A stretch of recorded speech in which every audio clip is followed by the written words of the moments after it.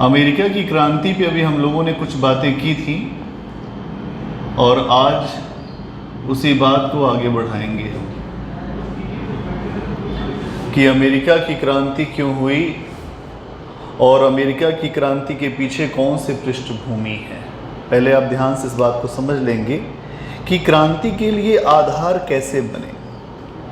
मैंने कल बताया था कि वर्ष 1492 में जब कोलंबस ने अमेरिका की खोज किया और उसके पश्चात अलग अलग यूरोप की शक्तियां अमेरिका में पहुंचने लगी, जिसमें अंततोगत्वा ब्रिटेन सफल हुआ और ब्रिटेन की सफलता के पश्चात अमेरिका में अगर हम देखें तो सबसे ज़्यादा अंग्रेज़ों का आगमन हुआ।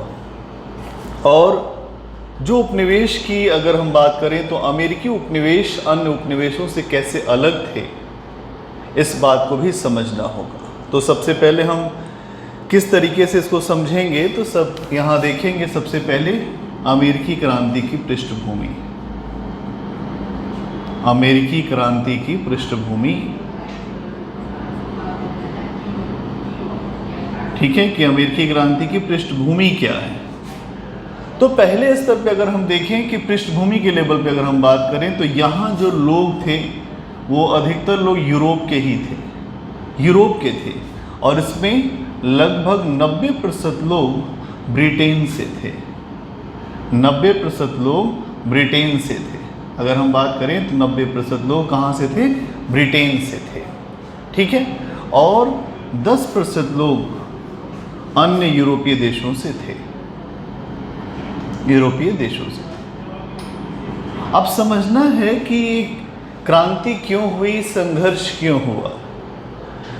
क्योंकि यहाँ अंग्रेजों के द्वारा पहले अगर हम देखें तो अमेरिका में प्रारंभिक चरण में उस तरीके से नियंत्रण नहीं रखा गया था, लेकिन धीरे धीरे अमेरिका के ऊपर अंग्रेजों का नियंत्रण बढ़ा और उस नियंत्रण के बढ़ने के कारण कई समस्याएं उत्पन्न होने लगी। समस्याएं किस स्तर पे थी, क्यों थी, इसको भी समझना पड़ेगा। क्योंकि ये लोग जो अमेरिका में पहुंचे थे, इन लोगों की सोच यूरोप के लोगों के ही समान थी। यूरोप में क्या ऐसा था जो ये अपने साथ लेकर गए थे? तो सबसे बड़ी चीज अगर हम देखें तो विचारों का प्रवाह, विचार ये अपने साथ लेके गए थे। उनमें कौन से विचार? स्वतंत्रता के, अगर हम देखें स्वतंत्रता के, इसके अलावा समानता के, इसके अलावा संवैधानिक व्यवस्था के, कई प्रकार के ये विचार अपने साथ लेकर गए थे। जब अमेरिका के इन विचारों के ऊपर या इन अधिकारों के ऊपर जो उन उपनिवेशों को प्राप्त थे, जब उसके ऊपर प्रहार किया गया तो प्रहार करने के पश्चात अमेरिका के 13 उपनिवेशों में संघर्षवादी प्रवृत्तियां शुरू हो गई। अगर हम बात करें कि अमेरिका में क्रांति के पहले कौन कौन सी परिस्थितियां थीं, किस प्रकार अमेरिका में समस्याएं थीं, तो क्रांति के पहले अमेरिका की परिस्थितियां, अगर एक पॉइंट और बनाएं, क्रांति के पहले अमेरिका की परिस्थितियां, अमेरिका की परिस्थितियां, क्या परिस्थितियां थी? तो हम सब जानते हैं कि क्रांति के पहले अमेरिका में ब्रिटेन का जो हस्तक्षेप था वो कम था। मतलब जब अमेरिका में ब्रिटेन का अधिकारता हुआ या ब्रिटेन ने अपना उपनिवेश बनाया तो भौगोलिक दूरी बहुत ज़्यादा थी। भौगोलिक दूरी के कारण भी एक नियंत्रण नहीं था। दूसरी बात ये भी थी कि किस प्रकार से यहाँ के जो लोग थे वो अपने आप को एक मुक्त अवस्था में रखे हुए थे। तो मुक्ति की अवस्था में ये लोग थे और इनके भीतर यूरोप के सारे विचार थे और उन्हीं अधिकारों की चेतना से ये भरे हुए थे। तो क्रांति के पहले अमेरिका की जो परिस्थितियां थी, लगभग हम देखें तो इनके भीतर अपना स्वतंत्र विकास करने की एक भावना थी अपने आप को आगे बढ़ाने की भावना थी, व्यापार वाणिज्य में ये आगे बढ़ रहे थे। क्यों? क्योंकि इन्हें वो सारी तौर तरीके या सारी विधियां इनको मालूम थी जिससे यूरोप आगे बढ़ रहा था। इसके अलावा अगर हम बात करें कि यूरोप से अमेरिका में लोग आकर क्यों बसे, यूरोपीय लोग अमेरिका में क्यों बसे, यूरोपीय लोगों का अमेरिका में बसने का कारण, ये अपने आप में महत्वपूर्ण बात है। देखो, यूरोप में अगर हम देखें तो यूरोप के अंदर बहुत सारी चीज़ें बहुत तेज़ी से बदल रही थी। खास तौर पे अगर हम देखें तो ब्रिटेन में औद्योगिक क्रांति हो रही थी। उस औद्योगिक क्रांति के कारण बड़े पैमाने पर धीरे धीरे बेरोजगारी की भी संख्या बढ़ रही थी, जनसंख्या बहुत तेज़ी से बढ़ रही थी ब्रिटेन में अपराध भी बढ़ गया था। तो बहुत सारे ऐसे विषय थे जिनके कारण ब्रिटेन से लोगों को अमेरिका भेजा गया। अमेरिका जब भेजा गया तो ये लोग यहाँ आकर अपने अनुसार एक विकास करने की स्थितियों को पाते हैं। दूसरी बात, यहाँ ज़मीनें बहुत सस्ती दरों पे मिल रही थी, तो जिन्हें आगे बढ़ने की चाह थी या जो ये चाहते थे कि नहीं हमें आगे बढ़ना है, तो वो लोग भी यहाँ आकर बसने लगे। तो सबसे ज़्यादा लोग अगर हम देखें तो वो ब्रिटेन के, और उसमें लगभग 10% के आसपास पूरे यूरोपीय देशों के लोग थे, जिसमें फ्रांस, स्पेन, अलग अलग देशों के। तो अमेरिका की जो संस्कृति थी वो बेसिकली एक मिश्रित संस्कृति थी, और मिश्रित संस्कृति के कारण ही यहाँ पर एक बेहतरीन समाज का भी निर्माण हो रहा था। तो अगर इस पॉइंट को समझें कि यूरोपीय लोग अमेरिका में क्यों बसे, तो उनके बसने के एक नहीं कई कारण थे। इसके अलावा अगर हम बात करें कि अमेरिकी क्रांति के क्या कारण थे, अमेरिकी क्रांति के कारण, अब हम अमेरिकी क्रांति के कारण को अगर देखें तो हमें कुछ बात समझनी पड़ेगी कि अमेरिकी क्रांति के कौन से कारण रहे होंगे। सबसे बड़ी बात तो ये है कि यहाँ पे जो लोग थे वो जातीय और नस्ली आधार पर एक समान थे। यहाँ पे जो लोग थे उनमें कुछ बातों की समानता आपको दिखाई देगी। क्या? पहली समानता तो ये दिखाई देगी कि जातीय और नस्ली आधार पर ये सब एक थे, आधार पर एक। इनके अंदर इस बात का कोई भेदभाव नहीं था कि हमारी जाति अलग है या हमारी नस्ल अलग है। ये आपस में एक दूसरे का सहयोग कर रहे थे, उस सहयोग के माध्यम से आगे बढ़ने का प्रयास कर रहे थे। तो जातीय और नस्लीय रूप से समानता आपको दिखाई देगी। इसके अलावा ये लोग स्वतंत्रता और समानता जैसे मूल्यों से भी परिचित थे। स्वतंत्रता प्लस समानता, कि भाई किसी भी समाज में जो सबसे बेहतरीन चीज़ होती है वो है लोगों की आज़ादी, कि बोलने की आज़ादी हो, कुछ करने की आज़ादी हो, अपने अनुसार चलने की आज़ादी हो, और समानता।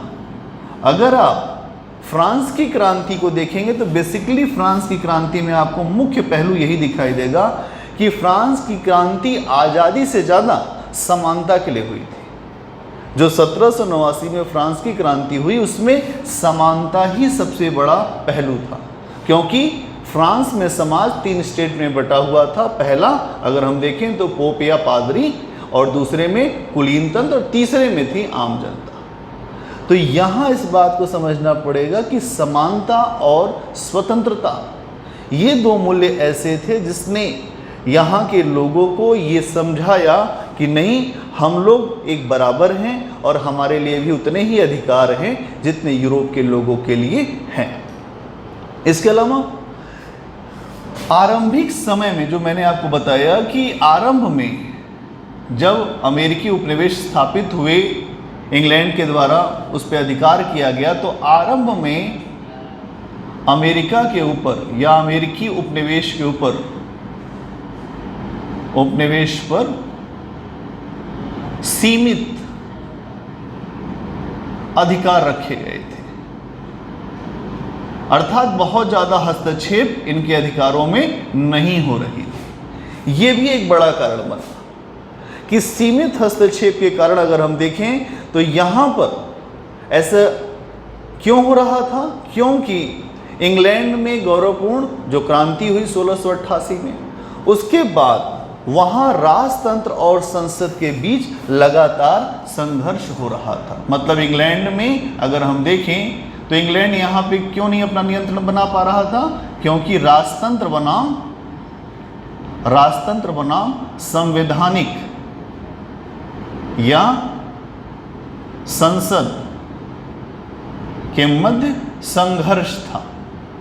इसलिए इंग्लैंड अमेरिका के ऊपर ज़्यादा नियंत्रण नहीं दे पा रहा था, अमेरिकी उपनिवेशों के ऊपर ज़्यादा नियंत्रण नहीं कर पा रहा था। इसके अलावा धार्मिक रूप से भी आपको कई चीज़ यहाँ पे दिखाई देगी कि धार्मिक आधार पर भी मतभेद था।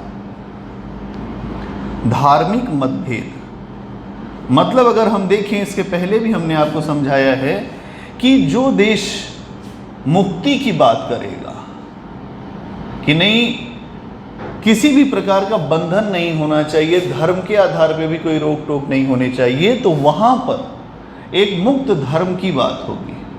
ऐसा धर्म जो फ्री हो, बेसिकली ऐसे धर्म की बात होगी जो फ्री हो और जहाँ पर कोई समस्याएं न हो। तो यहाँ हम देखते हैं कि इंग्लैंड में बेसिकली कैथोलिक चर्च ज़्यादा प्रभावी भूमिका में था, उसकी ही सत्ता एक प्रकार से स्थापित थी, उसी की भूमिका थी। वहीं अमेरिका में अगर हम देखें तो प्रोटेस्टेंट चर्च की भूमिका आपको दिखाई देगी। प्रोटेस्टेंट चर्च की भूमिका आपको दिखाई देगी। ये भी एक अपने आप में अंतर था। प्रोटेस्टेंट चर्च हमेशा व्यापार वाणिज्य को बढ़ाने की बात कर रहा था, चीज़ों को बेहतर करने की बात कर रहा था। वहीं कैथोलिक जो चर्च था अगर हम देखें तो रूढ़िगत व्यवस्थाओं को भी आगे बढ़ाने का प्रयास करता था।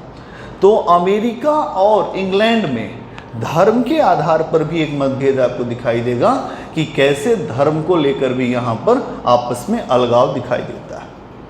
इसके अलावा सरकारी जो पद थे, अब यहाँ ये भी समझना है कि सरकारी पद, जिन पदों पर लोगों की नियुक्ति होती थी, सरकारी पदों पर अयोग्य लोगों का होना, अयोग्य लोगों का होना, ये क्या अर्थ है? इसका मतलब क्या हुआ?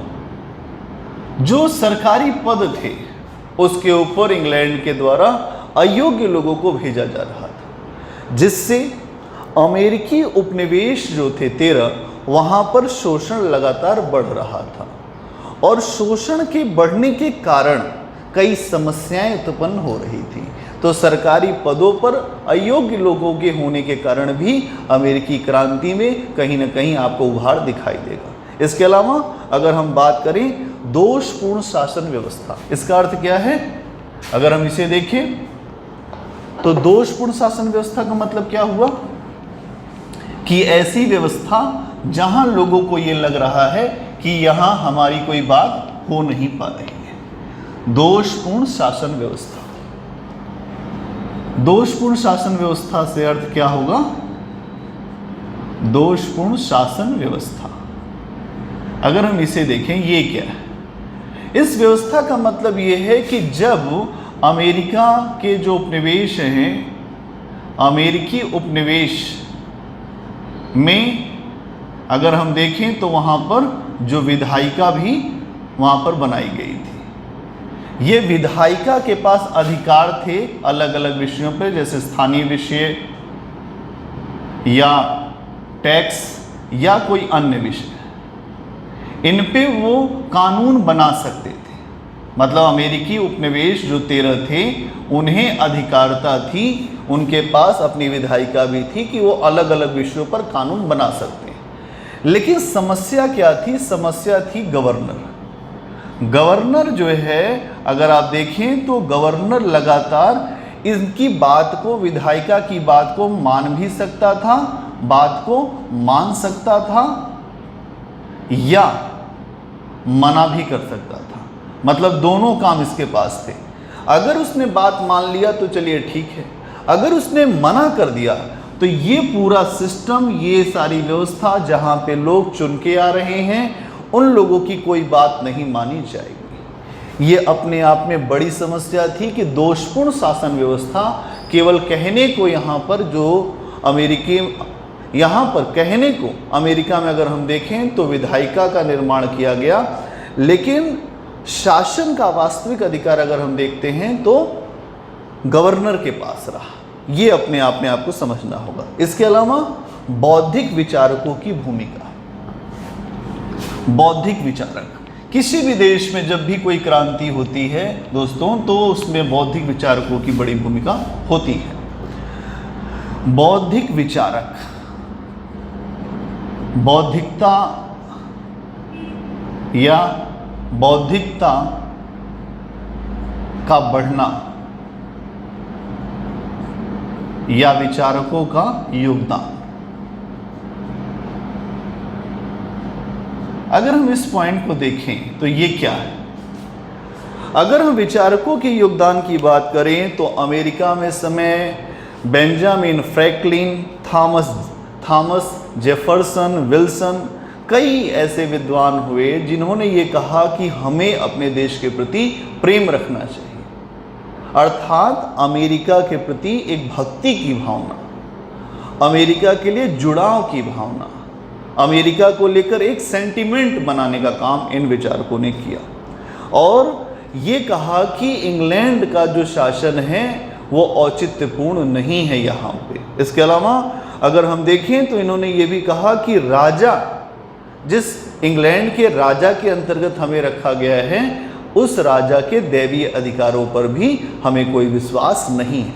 अर्थात कहीं न कहीं राजा के दैवीय अधिकारों को भी यहाँ खंडित किया गया और ये कहा गया कि हम सब एक हैं और हमें किसी के अंतर्गत रहने की आवश्यकता नहीं है। हमारे लिए सबसे बड़े मूल्य क्या हैं? स्वतंत्रता, समानता और धर्मनिरपेक्षता। इन सब से हमें अपने आप को आगे बढ़ाना है। अगर हम बात करें कि सप्तवर्षीय युद्ध, इसने अमेरिका की क्रांति को कैसे आगे बढ़ाने का कार्य किया? सप्तवर्षीय युद्ध, सप्तवर्षीय युद्ध को अगर हम समझें तो ये बेसिकली मामला फ्रांस के कनाडा में स्थित उपनिवेशों को, कनाडा में जो उसके उपनिवेश थे उसको लेकर ये मामला उठा। यहाँ ये सप्तवर्षीय युद्ध को अगर आप देखें तो सप्तवर्षीय युद्ध में ही वो समस्या सामने आती है। जैसे हम देखें 1756 से 1763 के बीच यह युद्ध लड़ा गया और इसमें सप्तवर्षीय युद्ध में फ्रांस वर्सेस इंग्लैंड का ये युद्ध था, जिसमें हम देखते हैं कि समस्या धीरे धीरे बढ़ती गई। फ्रांस के क्षेत्र को यहाँ पर यह माना गया कि जो अधिकारता है फ्रांस की उपनिवेशों पर, जो कनाडा के आसपास, उस पर इंग्लैंड ये चाहता था कि मेरा अधिकार हो जाए और धीरे धीरे इस पे अधिकार भी कर लिया गया। लेकिन इस युद्ध के पश्चात इंग्लैंड की आर्थिक अवस्था काफ़ी खराब होने लगी, व्यवस्थाएं बिल्कुल बदलने लगी। तो कहीं ना कहीं अगर हम देखें तो इंग्लैंड द्वारा कई ऐसे क्षेत्र जहां उसकी पकड़ मजबूत होनी चाहिए, तो सप्तवर्षीय युद्ध के बाद इंग्लैंड की पकड़ कमज़ोर भी होने लगी। ठीक है। इसके अलावा अगर हम बात करें तो इंग्लैंड के द्वारा और कौन से काम किए जा रहे थे जिसने अमेरिकी क्रांति को आगे बढ़ाने का काम किया? तो इसमें एक चीज़ अगर हम देखें तो व्यापारिक और औद्योगिक प्रतिबंध भी अमेरिका के ऊपर लगाए जाने लगे हैं। व्यापारिक और औद्योगिक प्रतिबंध, व्यापारिक और औद्योगिक प्रतिबंध, इसका मतलब क्या है कि अमेरिकी उपनिवेशों के ऊपर व्यापारिक प्रतिबंध भी आरोपित किए जा रहे थे और औद्योगिक प्रतिबंध, जैसे नौवहन कानून। इसमें आप देखें कि जो भी वस्तुएं आएंगी जाएंगी वो केवल इंग्लैंड के या आयरलैंड के जहाज़ों द्वारा ही आ सकती ये अपने आप में समस्या थी कि कोई भी व्यापार किया जाएगा अमेरिका के द्वारा तो केवल इंग्लैंड के जहाज़ों या आयरलैंड के जहाज़ों के द्वारा ही होगा। इसके अलावा औद्योगिक कानून में अगर हम देखें तो अमेरिका के जो उपनिवेश थे उनका इंग्लैंड के साथ हमेशा संघर्ष चलता रहता था। आपस में अगर हम देखें तो एक व्यापारिक जो संघर्ष भी था, लेकिन इंग्लैंड हमेशा ये प्रयास करता था कि अमेरिका के साथ उसका कोई इस तरह का संघर्ष न हो, एक तरफा केवल उसका नियंत्रण हो, अर्थात अमेरिका के लोग किसी बात के लिए विरोध न करें। तो यहाँ आप देखेंगे कि कुछ चीज़ों के लिए अमेरिकी उपनिवेश को दबाव बनाया गया कि ये चीज़ केवल आप इंग्लैंड को ही दे सकते हैं, जैसे तांबा, लोहा, सूती, कपड़े, ये सारी चीज़ें इनके उद्योग आप स्थापित नहीं कर सकते। क्यों? क्योंकि ये सारी चीज़ें इंग्लैंड में पहले से ही इसका उत्पादन हो रहा था। अगर अमेरिकी उपनिवेश इसका उत्पादन करते तो कहीं ना कहीं समस्या ज़्यादा बढ़ जाती और इंग्लैंड के लिए प्रतिस्पर्धा हो सकती थी। एक ये बात है। इसके अलावा कुछ व्यापारिक कानून भी आए, जैसे अगर हम देखें तो कुछ ऐसी वस्तुएं थी जैसे कपास, चावल, चीनी, तंबाकू, ये केवल इंग्लैंड को ही भेजी जा सकती थी। अर्थात अमेरिका ऐसी वस्तुएं जो उसको बहुत ज़्यादा फायदा दे सकती थी उसको केवल इंग्लैंड को भेजेगा। तो एक नियंत्रित व्यापार की जो यहाँ पे श्रृंखला आपको इंग्लैंड के द्वारा दिखाई देगी। इंग्लैंड चाहता था कि ऐसा व्यापार हो जो चीज़ें बहुत अच्छी हों, मूल्यवान हों, वो चीज़ें केवल इंग्लैंड को भेजी जाएं, जिसमें आपने देखा कि चावल, कपास, चीनी, ये सारी चीज़ें केवल इंग्लैंड को ही भेजी जाएंगी। इसके अलावा अगर हम बात करें, जब चावल, कपास और चीनी अमेरिका केवल इंग्लैंड को देगा, अगर इस बात को समझें, इंग्लैंड को देगा तो यूरोप में इसकी और ज़्यादा कीमत थी। यूरोप में कीमत ज़्यादा थी लेकिन इंग्लैंड उसकी कीमत कम करके देता था। तो अमेरिकी उपनिवेशों को ये लगा कि जब कीमत ज़्यादा है और इंग्लैंड हमसे कम कीमत पे ले रहा है तो हम इस बात का समर्थन नहीं कर सकते, हम इस बात का विरोध करेंगे। इसीलिए आगे चल के अमेरिकी क्रांति में ये भी पहलू शामिल हुआ कि नहीं, जो हम वस्तुएं दे रहे हैं उसकी कीमत हमें कम दी जा रही है। इसके अलावा जो राजा आया इंग्लैंड में उसका नाम था जॉर्ज III। अगर हम बात करें, राजा जॉर्ज III आया उस समय, और जॉर्ज III ने कौन सी ऐसी नीतियां अपनाई जिससे अमेरिकी क्रांति के लिए माहौल बनने लगा। तो जॉर्ज III के बारे में अगर हम देखें तो जॉर्ज III जब आया तो उसके समय में ग्रीनविले नाम का व्यक्ति प्रधानमंत्री बना इंग्लैंड का, और इसी के समय में कई संघर्ष, कई समस्याएं देखने को मिली। जैसे अभी मैंने आपको बताया था कि सप्तवर्षीय युद्ध देखने को मिला। सप्तवर्षीय युद्ध ने सबसे बड़ी समस्या ये डाली इंग्लैंड के ऊपर कि इंग्लैंड एक बड़े आर्थिक संकट में फंस गया, और उसी आर्थिक संकट को समाप्त करने के लिए उसने अमेरिका के ऊपर अलग अलग प्रकार के टैक्स लगाने शुरू किए थे। और अगर हम देखें उसके बाद जो भी आय व्यय हो रही थी, अर्थात उपनिवेशों से जो भी आय हो रही थी उसका मूल्यांकन होने लगा, और ये बात हुई कि जो भी कानून हैं उन कानूनों को बदला जाए, अमेरिकी उपनिवेशों के ऊपर शिकंजा कसा जाए। इसी के लिए अगर हम देखें तो नए करों का आरोपण हुआ, जिसमें स्टाम्प एक्ट को भी आप देख सकते हैं और शुगर एक्ट को भी देख सकते हैं। तो ये जो सारी चीज़ें हैं इसने कहीं ना कहीं अमेरिकी क्रांति के लिए आधार बनाया। तो अमेरिका की क्रांति क्या है? अमेरिका की क्रांति बेसिकली वहाँ पे होने वाले उन परिवर्तनों को लेकर हो रही है जिसने वहाँ के समाज को बदलने का काम किया, कि कैसे समाज में बदलाव होगा।